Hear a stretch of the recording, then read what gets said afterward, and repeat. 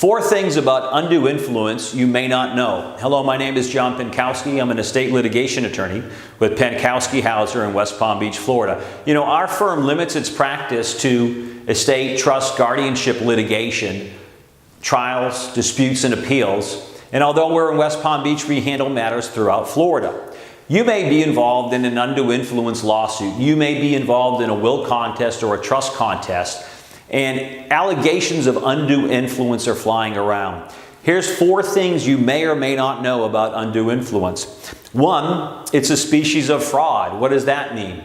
Well, undue influence has to be pled or alleged in the lawsuit or complaint with specificity. You generally have to plead who did the undue influence, who performed it, by what means, when it occurred, and what happened, generally speaking. If you don't do that, there's a Bank of Clearwater case out there that suggests the motion to dismiss is appropriate. You can ask your probate litigation attorney about that more. The second thing about undue influence that's interesting is that it's often proven by circumstantial evidence. If somebody is unduly influencing mom or dad to make a gift, change a bank account, change a will, or change a trust, they generally don't do it out there in the open. They're doing it in secret behind the scenes. And if you're a loving family member, you may not even know about it when it occurs because you're living hundreds or thousands of miles away. So recognize that. Circumstantial evidence can help to prove your case and to make the wrongdoer found responsible or liable. 3, undue influence is different than lack of capacity. When somebody doesn't have the ability to understand what they're doing and they sign a will, the will is void.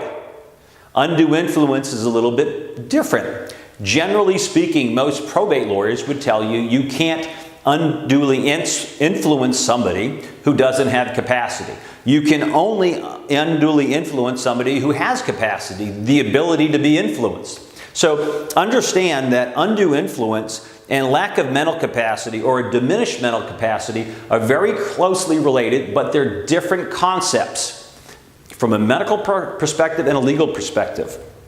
Finally, with undue influence, understand that they generally require trials, right? You need to call witnesses, you need evidence, you need documents. Understand how your probate litigation team is going to assemble all that data. Remember, a probate court judge isn't going to guess. Remember, if you're trying to set aside a will or object to the probate or set aside a trust amendment or a restatement of a Florida trust, you need evidence. You can't just get in there and have your great probate litigation attorney argue. Call your witness, introduce documents, know how you're going to prove your case. It's perhaps more complex than most people realize. My name is John Pankauski, and this concludes my remarks about undue influence in Florida estate cases.